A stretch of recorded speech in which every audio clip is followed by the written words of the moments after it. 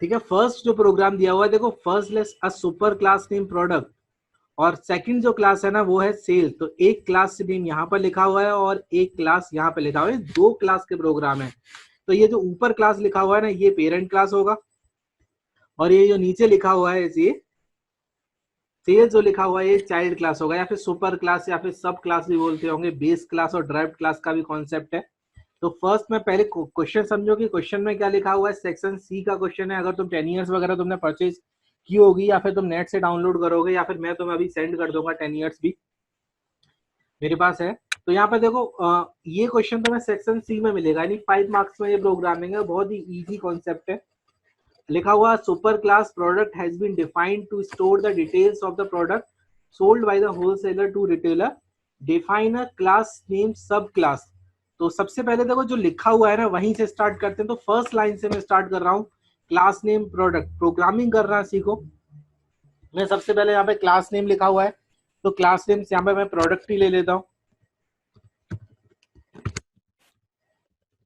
Class name product लिखा हुआ है, ओपन किया, क्लोज कर रहा हूँ। तो सबसे पहले मुझे जो स्टार्ट करना है ना, तो first line by line read करो। कॉन्सेप्ट ऑफ इनहेरिटेंस क्लियर होगा कि इनहेरिटेंस क्या होता है। When child class access the property of parent class. तो अभी तक जो तुमने थ्योरी पढ़ी थी ना, अब उसका प्रैक्टिकल है। इसका मतलब दो क्लासेस होंगी, एक पेरेंट क्लास होगी। तो जो ऊपर लिखा हुआ है प्रोडक्ट वो पेरेंट क्लास है, और जो नीचे लिखा हुआ है ये चाइल्ड क्लास होगा। तो सबसे पहले मुझे पेरेंट क्लास बनाना है। जैसे लिखा हुआ है फर्स्ट लाइन में लिखा हुआ है क्लास नेम प्रोडक्ट, तो मैंने यहाँ पे क्लास नेम यूज किया हुआ है प्रोडक्ट, ओपन ब्रेसेस यूज करके। फिर देखो उसके बाद लिखा हुआ data member oblique instance variable. तो data member oblique instance variables के केस में फर्स्ट जो डेटा मेंबर लिखा हुआ है वो है नेम। तो डेटा मेंबर्स या फिर इंस्टेंस वेरिएबल्स वो होते हैं जो क्लास के नीचे और फंक्शन के ऊपर लिखे जाते हैं। तो ग्लोबल टू ऑल होते हैं। जैसे नेम में लिखा हुआ है store the name of the product. और नेम ऑफ द प्रोडक्ट किस टाइप का होगा, स्ट्रिंग टाइप का। तो मैंने एक वेरिएबल लिखा हुआ है नेम, जिसको भी कोई डाउट हो वो पूछ लेना। सेम कंडीशन लिखे हो integer to store the product code. तो कोड किस टाइप का, इंटीजर टाइप का। तो एक वेरिएबल मैंने यहाँ पे यूज किया इंटीजर टाइप का एक कोड। थर्ड है यहाँ पर amount to store the, third line में देखो फर्स्ट था नेम तो मैंने यहाँ पर नेम लिख लिया। सेकंड था कोड तो मैंने यहाँ पे कोड यूज कर लिया। और थर्ड है अमाउंट, तो मुझे यहाँ पे अमाउंट यूज करना है। और लास्ट में एक लिखा हुआ है store the total sale amount product in decimal, यानी कि डेसिमल नंबर है। तो डेसिमल नंबर है तो किस टाइप का होना चाहिए, डबल टाइप का। तो मैंने यहाँ पे डबल टाइप का एक वेरिएबल यूज किया अमाउंट। यहां तक क्लियर होगा सबको। इसके बाद नेक्स्ट जो हेडिंग लिखी हुई है ना वो है मेंबर फंक्शंस ऑब्लिक मेथड्स, यानी कि मेंबर फंक्शंस मुझे यूज करने हैं। तो मेंबर फंक्शन देखो लिखा हुआ है फर्स्ट में मेंबर फंक्शन लिखा हुआ है, लिखा हुआ है प्रोडक्ट। फर्स्ट हेडिंग लिखी हुई है प्रोडक्ट, तो ब्रैकेट के अंदर भी कुछ लिखा हुआ है। तो तुमने 10th में पढ़ा होगा या फिर 11th में भी तुमने पढ़ा होगा, एक टर्म होता है कंस्ट्रक्टर। अब कंस्ट्रक्टर क्या होता है, constructor have same name as a class name.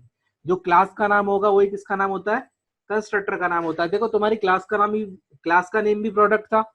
अब यहाँ भी एक फंक्शन लिखा हुआ है, इसका भी नाम क्या है, प्रोडक्ट। तो ये तुम्हारा कंस्ट्रक्टर है, फंक्शन नहीं है। क्या है ये, कंस्ट्रक्टर। और दो तरह के कंस्ट्रक्टर मैंने तुम्हें बताए होंगे, एक होता है पैरामीटर कंस्ट्रक्टर और एक होता है डिफॉल्ट कंस्ट्रक्टर। तो पैरामीटर कंस्ट्रक्टर कौन सा होता है, पैरामीटर कंस्ट्रक्टर वो होता है जिसके अंदर पैरामीटर पास होते हैं, नहीं वेरिएबल्स लिखे जाते हैं। यहाँ पर स्ट्रिंग एन लिखा हुआ है, सी लिखा हुआ है, ब्रैकेट के अंदर पी लिखा हुआ है। तो ये वाला जो कंस्ट्रक्टर होगा ना, तो इस कंस्ट्रक्टर को हम क्या बोलेंगे, पैरामीटर कंस्ट्रक्टर। लिखा भी हुआ होगा, सामने लिखा भी हुआ है parameter constructor to assign data members name equal to n, code equal to c and amount equal to कितना, पी लिखा हुआ है। अगर ब्रैकेट के अंदर कुछ भी नहीं लिखा होता ना, तो फिर हम उसे डिफॉल्ट कंस्ट्रक्टर बोलते हैं। और डिफॉल्ट कंस्ट्रक्टर का जो यूज होता है वो होता है इनिशियलाइज करना, यानी कि बस वो वैल्यू को इनिशियलाइज कर देता है। जैसे नेम होता है तो उसको ब्लैंक लिख देते हैं। नेम अगर इंटीजर टाइप का कोई वेरिएबल होता तो मैं उसे जीरो से इनिशियलाइज करता, या फिर अगर डेसिमल टाइप का कोई वेरिएबल होता तो मैं उसे 0.0 से इनिशियलाइज करता, यानी कि बस इनिशियलाइज करना होता है। 10th में ये तुमने किया होगा। तो मैंने जैसे क्वेश्चन में लिखा हुआ है तो मैंने यहाँ पे प्रोडक्ट यूज किया, पी इन कैपिटल होगा, प्रोडक्ट यूज किया। सेम टू सेम जैसा वहां पे लिखा हुआ है, स्ट्रिंग टाइप का एक वेरिएबल मैंने एन यूज किया, कॉमा इंटीजर टाइप का एक वेरिएबल मैंने यहाँ पे सी यूज किया हुआ है, और एक डबल टाइप का एक वेरिएबल क्या यूज किया हुआ है, P यूज किया हुआ है। अब क्वेश्चन पढ़ो, क्वेश्चन में सब कुछ लिखा होगा। क्वेश्चन में लिखा हुआ है parameter constructed to assign values to the data members. तो डेटा मेंबर कौन कौन से डेटा मेंबर्स लिखे हुए हैं? फर्स्ट लिखा हुआ है नेम इक्वल टू कितना n, सेकंड लिखा हुआ है कोड इक्वल टू c, और जो थर्ड लिखा हुआ है वो लिखा हुआ है अमाउंट इक्वल टू e। और बस इसके अंदर बस इतना ही करना था और इसको मुझे क्लोज करना है। तो बस इस कंस्ट्रक्टर के अंदर right to left value assign करनी थी, जो n की वैल्यू, ये नहीं उल्टा पढ़ो, नेम की वैल्यू n के अंदर, ये जो n की जो वैल्यू है ना, ये असाइनमेंट ऑपरेटर यहाँ पे यूज हो रहा है, इसको मैं असाइनमेंट ऑपरेटर बोल रहा हूँ, इक्वल का जो साइन है। असाइनमेंट ऑपरेटर के थ्रू क्या करते हैं, असाइनमेंट ऑपरेटर क्या करते हैं, असाइन करते हैं value from right to left, यानी कि राइट यानी कि n की जो भी वैल्यू होगी उसको मैं किस में असाइन कर दूंगा, नेम के अंदर।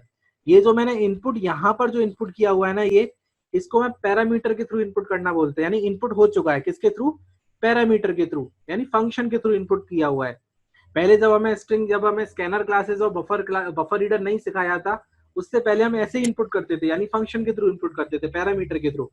तो एन की वैल्यू को नेम के अंदर इनपुट कर दिया, सी की वैल्यू को कोड के अंदर इनपुट कर दिया, पी की यानी कि प्राइस जो है उसको किसके अंदर स्टोर किया हुआ है, अमाउंट के अंदर। और बस इस फंक्शन में बस इतना ही करना है। नेक्स्ट फंक्शन पढ़ेंगे word show function. Show function में लिखा हुआ है display the details of the data members. तो बस मुझे यूज करना है word show display the details of the data members. तो मुझे तीन ही डिटेल्स पता थी, एक तो नेम पता है, एक कोड है और एक अमाउंट है। तो सिस्टम डॉट आउट डॉट प्रिंटल है, तीनों को मैं यहाँ पे प्रिंट कर दूंगा विद मैसेज।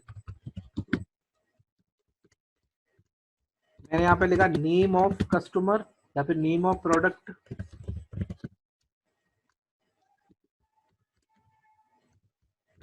प्लस देखो नेम ऑफ प्रोडक्ट किसके अंदर लिखा हुआ है, नेम के अंदर। ओरिजिनल वेरिएबल को यूज करना है, एन को नहीं यूज करना है, किसको यूज करना है, ओरिजिनल वेरिएबल को। ये समझ में आ रहा है सबके? Hello yes sir. अर्पित, हाँ सर। आ रहा है ना, यहाँ तक तो क्लियर है? Yes sir. नेक्स्ट है system dot out dot println. ये अभी मैं फर्स्ट क्लास बना रहा हूँ, लाइन बाय लाइन क्वेश्चन देखो। प्रिंटलन और सेकंड था मेरा कोड, तो मैंने यहाँ पे लिखा कोड ऑफ प्रोडक्ट। तो जो कोड ऑफ प्रोडक्ट है मैंने यहाँ पे कोड यूज किया हुआ है, और एक लास्ट और बचता है वो है अमाउंट, यानी कि price of product. System dot out of println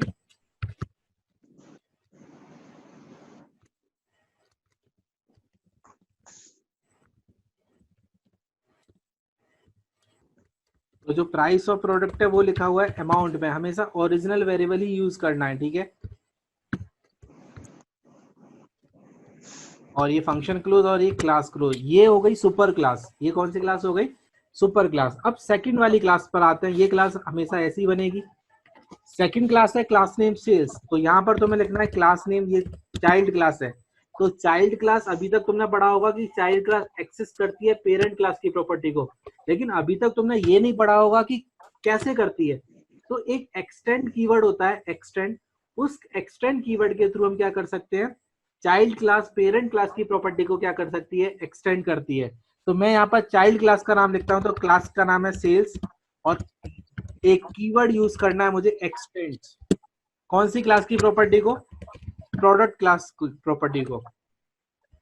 तो इसका मीन्स ये हुआ कि चाइल्ड, जो चाइल्ड क्लास है सेल्स, ये एक्सटेंड कर रही है यानी एक्सेस कर रही है कौन सी क्लास की प्रॉपर्टी को, प्रोडक्ट क्लास की प्रॉपर्टी को, जो इसकी पेरेंट क्लास है। क्लियर है यहाँ तक? Yes sir. तो जब भी कोई दो क्लासेस के प्रोग्राम होंगे तो तुम्हें लिखना है, यहाँ पर लिखना है चाइल्ड क्लास का नाम, फिर एक्सटेंड कीवर्ड यूज करना है, और यहाँ पर लिखना है पेरेंट क्लास का नाम। जैसे मैं सेकंड, अगर तुम्हारे पास नोट्स है तो वहां पर तुम सेकंड वाला क्वेश्चन देखो। सेकंड क्वेश्चन में लिखा हुआ है, फर्स्ट में क्लास नेम लिखा हुआ है एम्प्लॉय डेटा, और सेकंड वाला जो चाइल्ड क्लास है वहां पर लिखा हुआ ओवर टाइम। तो तुम्हें यहाँ पर लिखना चाहिए class name over time extend employ data. Clear है? नेक्स्ट फंक्शन, फिर देखो नेक्स्ट लिखा हुआ है सेकंड में पढ़ना है क्लास नेम सेल्स में data member oblique instance variable. तो पहला जो डेटा मेंबर्स है वो है डे, तो मैंने इंटीजर टाइप का एक वेरिएबल यूज किया हुआ है डे, जो डे नंबर को यूज करेगा। एक और वेरिएबल लिखा हुआ है text to store the service text, यानी कि जो सर्विस टेक्स्ट को स्टोर करेगा। तो एक वेरिएबल मैंने यूज किया डबल टाइप का टेक्स्ट, कॉमा एक और यहाँ पर वेरिएबल्स लिखा हुआ TOTAMT, यानी कि टोटल अमाउंट, जो कि स्टोर करेगा टोटल अमाउंट को स्टोर करेगा। दोनों ही डेसिमल टाइप के हैं, लास्ट में ब्रैकेट में लिखा हुआ है दोनों डेसिमल टाइप के थे। तो तीन वेरिएबल्स यहाँ पे गिवन है, फर्स्ट है डे, सेकंड है टैक्स और थर्ड है TOTAMT, यानी कि टोटल अमाउंट। अब यहाँ पर ये तीनों वेरिएबल जो डिक्लेयर किए हुए हैं, यहाँ पर डिफरेंस है थोड़ा, कि कुछ यहाँ पर इनपुट वेरिएबल्स हैं और कुछ यहाँ पर आउटपुट वेरिएबल्स हैं। तो मैंने यहाँ पे सारे वेरिएबल्स को डिक्लेयर कर दिया है, इनपुट वेरिएबल्स को भी डिक्लेयर किया हुआ है और आउटपुट वेरिएबल्स को भी मैंने यहाँ पे क्या किया हुआ है, डिक्लेयर किया हुआ है। तो ये जो डे है ना, यहाँ पर डे ये केवल इनपुट वेरिएबल है, जबकि टैक्स और ये जो टोटल अमाउंट है ये यहाँ पर क्या है, आउटपुट वेरिएबल है। तुम आगे अगर पढ़ोगे प्रोग्राम तो तुम्हें क्लियर हो जाएगा कि इनपुट वेरिएबल्स क्या है और आउटपुट वेरिएबल्स क्यों है। पढ़ो, यहाँ पर सेल्स एक ना दे रखा है, मेंबर मेथड्स हेडिंग है, तो वहां पे लिखा हुआ है सेल्स, तो मुझे यहाँ पर सेल्स यूज करना है और डैश डैश डैश लगा के छोड़ दिया है। इसका मतलब ये भी एक पैरामीटर कंस्ट्रक्टर है, यानी कि इसके थ्रू भी मुझे क्या करना चाहिए, इनपुट करना है। सामने लिखा भी हुआ है, वो पढ़ो, हेडिंग लिखा हुआ है parameter constructor to assign the data member of both the classes, यानी कि तुम्हें इनपुट करना है बोथ द क्लासेस, दोनों क्लासेस के वेरिएबल्स को क्या करना है, इनपुट करना है। दोनों क्लासेस का वेरिएबल्स का मतलब हुआ ये तीनों वेरिएबल्स जो तुमने यहाँ से इनपुट किए थे ये फर्स्ट क्लास के वेरिएबल्स हैं। तो सेम टू सेम मैंने यहाँ से कॉपी पेस्ट कर लेता हूँ, तो मैंने यहाँ से कॉपी कर लिया और सेम टू सेम मैंने यहाँ पे कर लिया, इसको पेस्ट कर दिया, यानी कि तीनों वेरिएबल्स। इसने क्या बोला था अभी, बोथ द क्लासेस, तो बोथ द क्लासेस का मतलब हुआ फर्स्ट क्लास के भी डेटा मेंबर्स को इनपुट करना है और सेकंड क्लास के भी डेटा मेंबर्स को इनपुट करना है। तो मैंने यहाँ पर फर्स्ट क्लास के डेटा मेंबर्स को दोबारा से इनपुट कर दिया है, कॉमा अब सेकंड क्लास के डेटा मेंबर्स को भी मुझे यहाँ पर इनपुट करना है। तो सेकंड क्लास के मुझे डेटा मेंबर्स देखने कौन कौन से डेटा मेंबर्स हैं। फर्स्ट डेटा मेंबर्स था डे, सेकंड डेटा मेंबर है टैक्स और थर्ड डेटा मेंबर है टोटल अमाउंट। लेकिन मुझे यहाँ पर केवल इनपुट करना है इंटीजर टाइप का वेरिएबल डी, जो किसे रिप्रेजेंट कर रहा है, डे को रिप्रेजेंट करता है। मैंने अभी बता रहा हूँ कि ये दोनों ये इनपुट, ये जो वेरिएबल्स है डे, ये इनपुट वेरिएबल्स है। तो जो भी इनपुट वेरिएबल्स होगा बस उसी से रिलेटेड टेम्परेरी वेरिएबल्स को तुम्हें यहाँ पे पास करना है, और जो आउटपुट वेरिएबल्स होंगे उनको तुम्हें यहाँ पर पास नहीं करना है एज अ इनपुट, क्योंकि ये जो प्लेस है ना, ये सारा प्लेस इनपुट का है। इनपुट का मतलब जो हमें पता होना चाहिए था। यस अर्पित बोलो। सर ये सेल्स का एक कंस्ट्रक्टर वाला ये समझ नहीं आया, इससे दोबारा समझा दीजिए, इसमें कैसे। अच्छा सेल्स वाला, ठीक है। देखो सेल्स में ये जो सेल्स लिखा हुआ है, देखो क्लास का भी नाम सेल्स है। Yes sir. और यहाँ पर ये जो नीचे लिखा हुआ है ना, मेंबर फंक्शन ऑब्लिक मेथड जो लिखा हुआ है, यहाँ भी क्या लिखा हुआ है, सेल्स ही लिखा हुआ है। ठीक है, तो इसका मतलब ये कंस्ट्रक्टर हुआ। इसका मीन्स क्या हुआ, ये कंस्ट्रक्टर हुआ, क्योंकि जो क्लास का नाम होता है वही किसका नाम होना चाहिए, कंस्ट्रक्टर का नाम होना चाहिए। तो यहाँ पर सेल्स क्या है, कंस्ट्रक्टर का नेम है। अब मुझे क्या करना था, यहाँ पर लिखा हुआ है, इसके सामने देखो क्या लिखा हुआ है, उसके सामने लिखा हुआ है parameter constructor to assign values to data member of the both the classes. तो बोथ द क्लासेस का मतलब ये हुआ कि फर्स्ट क्लास और सेकंड क्लास। तो तुम्हें फर्स्ट क्लास का भी इनपुट करना है और सेकंड क्लास के भी वेरिएबल्स को क्या करना है, इनपुट करना है। तो देखो फर्स्ट क्लास के जो इनपुट वेरिएबल्स थे वो ये थे, एक तो एन था, एक सी था और एक पी था, यानी कि ये तीनों फर्स्ट क्लास के इनपुट वेरिएबल्स थे, डेटा मेंबर्स। ठीक है ना। Yes sir. ये तो मैंने यहाँ पर एज इट इज कॉपी कर दिए। ठीक है, ये फर्स्ट क्लास का तो हो गया सर। अब बोथ द क्लासेस बोला, यानी कि अब सेकंड क्लास रह गया। अब सेकंड क्लास के मैं डेटा मेंबर्स पर यहाँ पर अगर देखता हूँ तो फर्स्ट तीन वेरिएबल्स दे रखे हैं, एक तो दे रखा है डे, एक दे रखा है टैक्स और एक दे रखा है टोटल अमाउंट। तो इनपुट वेरिएबल्स का मतलब ये होता है कि वो वेरिएबल्स मुझे पहले से पता होना चाहिए, और आउटपुट वेरिएबल्स का मतलब होता है कि उसकी जो भी आंसर आएगा उससे हम आउटपुट वेरिएबल्स के अंदर क्या करेंगे, स्टोर करेंगे। तो यहाँ पर टैक्स है ना, ये वाला टैक्स वेरिएबल, टैक्स यहाँ पर कैलकुलेट होगा, और फिर टैक्स अगर कैलकुलेट हो जाएगा तो टैक्स के बेसिस पर ही मैं क्या कैलकुलेट कर सकता हूँ, टोटल अमाउंट को कैलकुलेट करूंगा जो आगे गिवन है। केवल यहाँ पर डे नाम का एक वेरिएबल जो दे रखा है, ये यहाँ पर एक इनपुट वेरिएबल है। तो कंस्ट्रक्टर के लॉजिक के अकॉर्डिंग, कंस्ट्रक्टर के लॉजिक के अकॉर्डिंग जो भी इनपुट वेरिएबल्स होता है उस इनपुट वेरिएबल से रिलेटेड एक टेम्परेरी वेरिएबल्स मैं यहाँ पे यूज करता हूँ। जैसे मैंने यहाँ पर किया था ना, देखो टेम्परेरी वेरिएबल नेम से रिलेटेड एक टेम्परेरी वेरिएबल्स मैंने एन यूज किया था, कोड से रिलेटेड टेम्परेरी वेरिएबल मैंने यहाँ पर सी यूज किया था, अमाउंट से रिलेटेड मैंने टेम्परेरी वेरिएबल्स को यहाँ पर पी यूज किया था, और इन टेम्परेरी वेरिएबल को इनकी ओरिजिनल वैल्यू में यहाँ पे क्या कर दिया था, असाइन कर दिया था। तो ये कंस्ट्रक्टर के थ्रू इनपुट करना होता है, ठीक है। हाँ सर। अब मैं यहाँ पर क्या कर रहा हूँ, डे नाम का ये जो इनपुट वेरिएबल है इससे रिलेटेड मैंने यहाँ पर एक डी नाम का वेरिएबल ले लिया, क्योंकि ये इनपुट वेरिएबल्स है, इनकी तो जरूरत है ही नहीं है, क्योंकि ये तो दोनों क्या है, आउटपुट वेरिएबल्स। क्या है दोनों ये, आउटपुट वेरिएबल्स। इनपुट वेरिएबल्स होते तो मैं यहाँ पर कॉमा टी बना के कॉमा टी एक और दो यूज कर सकता था। तो केवल मुझे यहाँ पर ये जो यूज करना है, ये इनपुट करने का प्लेस है, तो यहाँ पर केवल मुझे इनपुट वेरिएबल का यूज करना है, आउटपुट वेरिएबल का यूज नहीं करना है, ठीक है। Okay sir. क्लियर है अर्पित? Yes sir. और किसी को कोई डाउट है? No sir. No sir. हाँ बोलो। हेलो, ठीक है, मैं नेक्स्ट स्टार्ट कर।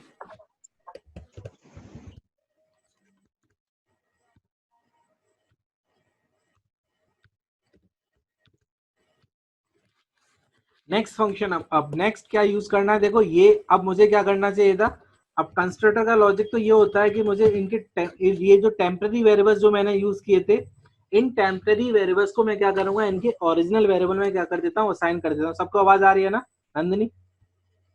Yes sir. ठीक है, कोई डाउट तो नहीं है? Yes sir.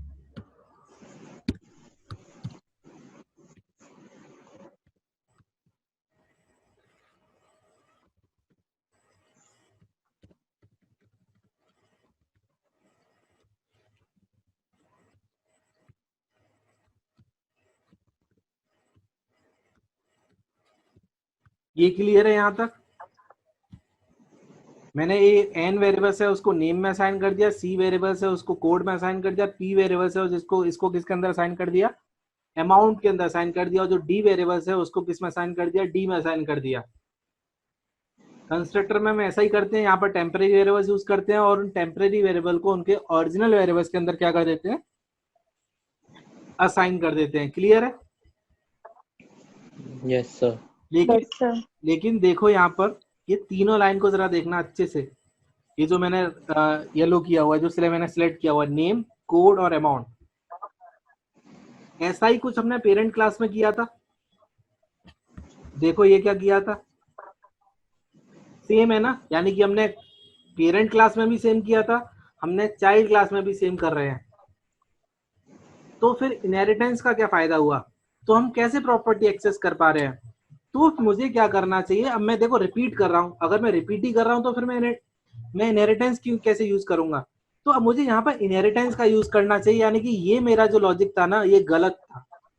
अब कैसे सर एक्सेस करते हैं, मैं यहाँ पर एक कीवर्ड होता है, सुपर कीवर्ड के थ्रू हम पेरेंट क्लास के प्रॉपर्टीज को यानी कि उसके फंक्शंस को क्या कर सकते हैं, एक्सेस कर सकते हैं। तो मैंने यहाँ पे लिखा n, c, p। ये जो सुपर, जैसे मैंने लिखा हुआ है ना सुपर, ये इसके इक्वल हो गया इन तीनों लाइनों के। ये जो मैं मैनुअली कर रहा था ना, n की वैल्यू नेम के अंदर, c की वैल्यू कोड के अंदर, p की वैल्यू किसके अंदर, अमाउंट के अंदर, तो हम इसको डायरेक्ट, एक सुपर फंक्शन होता है, सुपर फंक्शन के थ्रू हम डायरेक्ट क्या कर सकते हैं, तीनों को कॉल कर सकते हैं। तो जो वैल्यू मैंने वहां पर इनपुट की होगी, जो कोड की वैल्यू मैंने वहां इनपुट की होगी, जो मैंने प्रोडक्ट का प्राइस वहां पर इनपुट किया होगा, हम उसे डायरेक्ट क्या कर सकते हैं, चाइल्ड क्लास में एक्सेस कर सकते हैं यूजिंग सुपर कीवर्ड। क्लियर है ये? Yes sir. ठीक है। अब ये तो हो गया फर्स्ट क्लास का, तो यही तो थे पेरेंट क्लास के तीनों।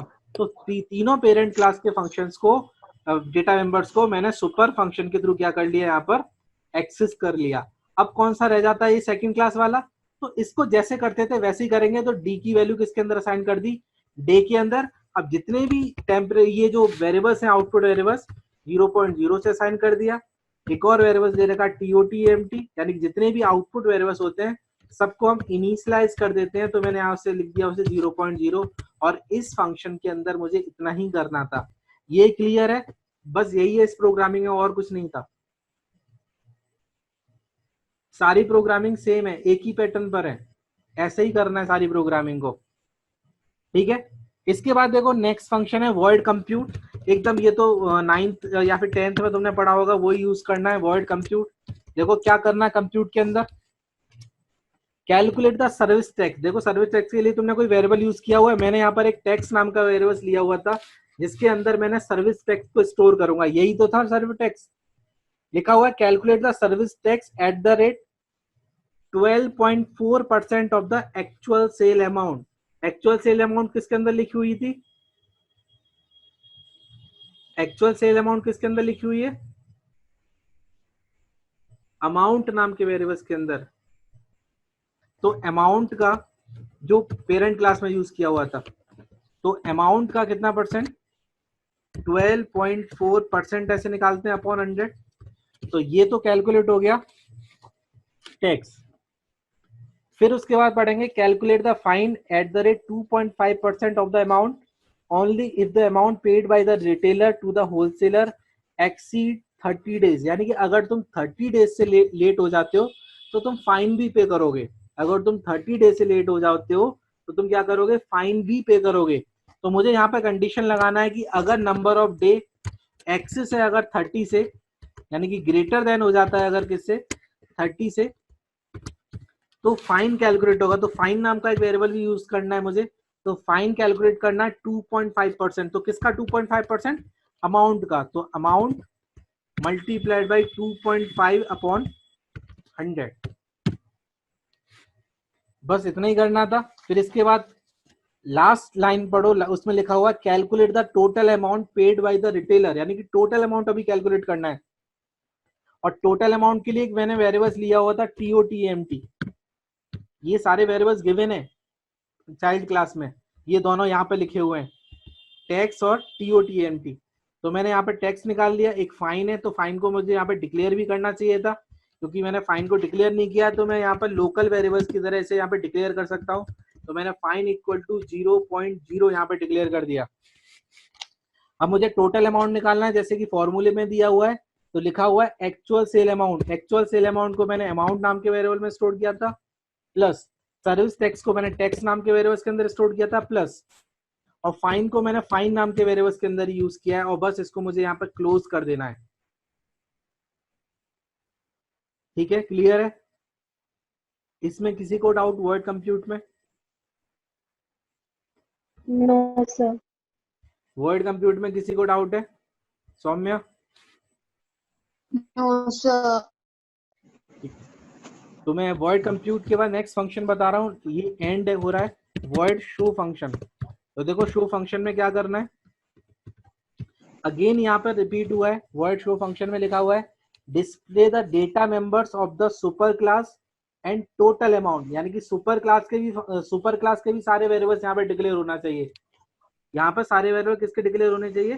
सुपर क्लास के भी, और जो नीचे तुमने सब क्लास ली उस क्लास के, दोनों क्लासेस के। तो देखो एक तो ये था मैनुअली मैं ये कर सकता था system dot out dot println.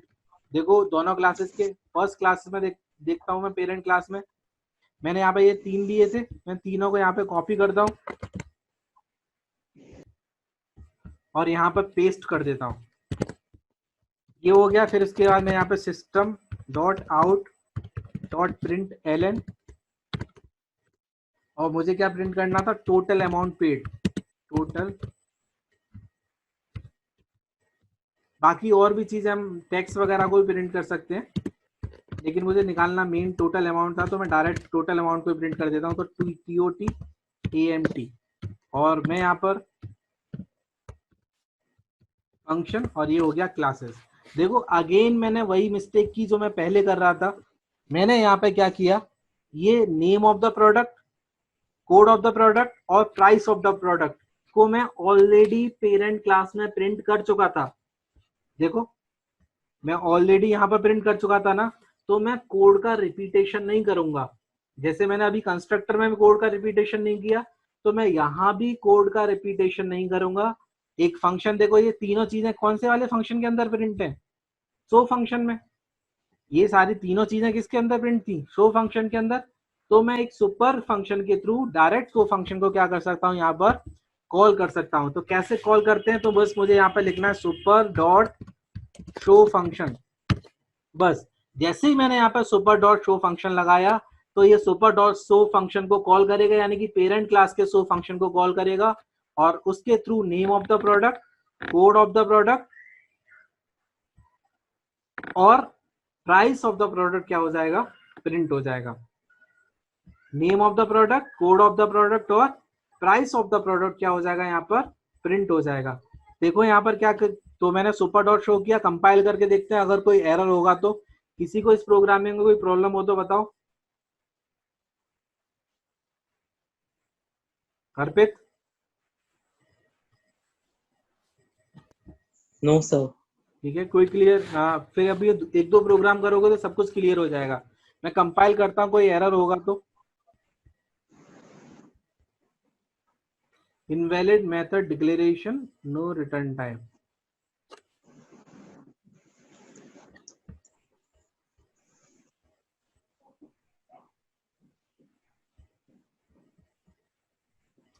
अच्छा, क्लास नेम सेल्स। ठीक है, यहाँ पर मिस्टेक थोड़ा हो गया था, क्लास नेम चेंज है।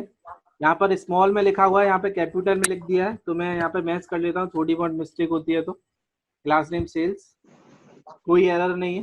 ठीक है, क्लोज करना है, यहाँ पर क्लिक करना है न्यू प्रोडक्ट नेम। तो देखो फर्स्ट नेम, तो नेम जैसे मैंने यहाँ पर लिखा हुआ है, जैसे अंकुरम लिखा, डबल कोट्स में लिखते हैं। ठीक है, स्ट्रिंग है तो इसलिए डबल कोट्स में लिखेंगे। कोड मैंने जैसे 1 2 3 लिखा हुआ है, और प्राइस जैसे मैंने कुछ भी 2000 समथिंग, इस तरह से 22 रुपीज ऐसे समथिंग लिखा। बस मुझे यहाँ पर ओके पे क्लिक करना है, ये राइट क्लिक करना है, वॉइड शो पे क्लिक करेंगे तो जो भी आंसर होगा, अंकुरम 1 2 3 22.6, और टोटल अमाउंट भी लास्ट में प्रिंट हो सकता है। तो अब क्या करना है, तो मैं जब भी ऑब्जेक्ट बनाएंगे इसका, तो हमें क्या करना है, ये तो हो गया फर्स्ट क्लास और सेकंड क्लास, यानी अलग अलग क्लास को में भी वर्क कर सकते हैं। हम प्रोडक्ट क्लास को भी हम प्रोडक्ट क्लास का भी यूज कर सकते थे, हम सेल्स क्लास का भी ऑब्जेक्ट बना सकते हैं। देखो अब तुम्हें क्या करना है बोर्ड में, ये तो मैंने समझाने के लिए बताया था। ये वाली क्लास को तुम्हें यहाँ से अच्छे समझो। अभी क्या करना है, बोर्ड में ये बहुत लेंथी प्रोग्राम हो जाता है, तो वहां पर क्या करते हैं, इस साल से लास्ट ईयर से एक चेंजेस हुआ है कि ये वाली जो क्लास है ना, इसको यहाँ से हम डिलीट कर देंगे, यानी कि पेरेंट क्लास को हम क्या करेंगे, डिलीट कर देंगे, और एज्यूम करेंगे कि वो क्लास ऑलरेडी बनी हुई है, और एज्यूम करेंगे कि वो क्लास क्या बनी हुई है, ऑलरेडी बनी हुई है। एग्जाम में तो मैं बस इतना लिख कर आना है, क्लास सेल्स से लेकर कहाँ तक एक्सटेंड, ये पूरा एज इट इज यहाँ तक नीचे तक लिखना है। क्लियर है ये? अभी स्टार्टिंग में तो तुम्हें दोनों क्लासेस बनानी है, यानी कि फर्स्ट क्लास भी, पेरेंट क्लास भी ड्रॉ करनी है, और चाइल्ड क्लास को भी ड्रॉ करना है, यानी वो भी क्रिएट करनी है। लेकिन जब एग्जाम में करोगे तो एग्जाम में तुम्हें बस एक ही क्लास बना के आनी है, वो बना के आनी है केवल चाइल्ड क्लास। अभी मैं स्टार्टिंग में इसलिए बता रहा हूँ कि तुम्हारे कॉन्सेप्ट क्लियर हो जाएंगे कि कैसे पेरेंट क्लास और कैसे ये फंक्शन नीचे कॉल हो रहे हैं, क्या किया होगा पेरेंट क्लास में। तो ये पेरेंट क्लास है, लेकिन एग्जाम में जब भी बना के आओगे तो इतना टॉपिक में, यानी यहां से बनाना स्टार्ट करना। क्लियर है? Yes, sir. ठीक है ना? मैं सेकंड वाले फंक्शंस को भी बता देता हूँ कि सेकंड वाले फंक्शन में बस तुम्हें, सेकंड वाले क्वेश्चन में तुम्हें क्या करना है, इसी में एडिट करके बता रहा हूँ। टाइम कम है थोड़ा, 45 मिनट्स का इसका होता है, तो 5 मिनट समथिंग रह गया है, तो इसे कल तुम पूछना मुझसे प्रॉपर। मैं बता देता हूँ कि क्या करना क्या है। क्लास नेम, तो यहाँ पर क्लास नेम एम्प्लॉय डेटा आ जाएगा, ये दोनों वेरिएबल्स यहाँ पर आ जाएंगे, एम्प्लॉय कोड और बेसिक पे। एम्प्लॉय डेटा के अंदर दोनों वेरिएबल्स को तुम्हें यहाँ पर इनिशियलाइज कर देना है, और यहाँ पर एम्प्लॉय सी की वैल्यू को एम्प्लॉय कोड में और बी की वैल्यू को बेसिक पे में असाइन कर देना है। थर्ड, और फिर उसके बाद लिखा हुआ है वॉइड प्रिंट डेटा। देखो शो का नाम बदल के बस प्रिंट डेटा कर दिया है। तो to print values employ code basic pay using suitable message, तो यानी कि यहाँ पर तुम्हें बस क्या करना है, एम्प्लॉय का कोड और बेसिक पे को क्या करना है, प्रिंट करना है बस। ये क्लास एंड हो गई। इसके बाद क्लास का नाम दे रखा है ओवर टाइम, तो यहाँ पर आ जाएगा class name over time extends employ data. इसके बाद यहाँ पर एक वेरिएबल्स आ जाएगा एंड डे, और यहाँ एंड डे, और यहाँ पर एक वेरिएबल्स आ जाएगा डबल टाइप का वेरिएबल्स रेट। एक क्लास दे रखी है यहाँ पर सेल्स की जगह ओवर टाइम, तो इसके अंदर लिखा हुआ both the classes using super, यानी यहाँ पे क्लियर ही बोल दिया है इसने कि सुपर ही यूज करना है, और वैसे तुम्हें सुपर ही यूज करना चाहिए। तो इस यहाँ पर भी तुम्हें ये जो तुमने पेरेंट क्लास में ले रखे थे सी और बी, ये सी और बी दोनों यहाँ पर कॉपी हो जाएंगे पेरेंट क्लास के लिए। और इस क्लास का केवल एक ही वेरिएबल दे रखा है, वो दे रखा है क्या, नंबर ऑफ डेज और रेट पर डे। दोनों वेरिएबल्स को तुम्हें यहाँ पर इनपुट करना है।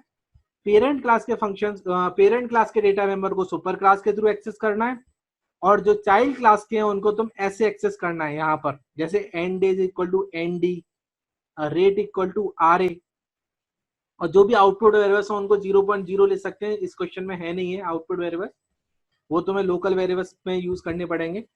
एक फंक्शन दे रखा है void calculate to calculate the total salary number of day work into rate plus basic salary.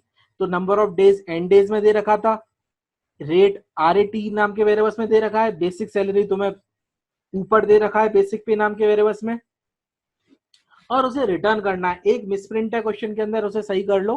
void calculate cell नहीं है, ये है डबल कैलकुलेट सेल, क्योंकि आंसर को हमें रिटर्न करना है, ठीक है। तो void नहीं आएगा, रिटर्न टाइप आएगा, यानी क्या आएगा, डबल आएगा। तो वहां पर जो ये कैलकुलेट जो तुम लिख रहे हो ना अगले वाले फंक्शन के लिए, यहाँ पर तुम्हें यहाँ पर ये डबल लिखना है। क्लियर है? और void शो फंक्शन के अंदर to display the data member of the both the classes by invoking the function, तो यहाँ पर void शो वो शो वेल नाम का फंक्शन बनाना है। Super dot print data function call होगा यहाँ पर, और यहाँ पर फिर तुम जो भी तुम्हारा टोटल सैलरी आएगी तो टोटल सैलरी को यहाँ पे क्या कर दोगे, प्रिंट कर दोगे। इस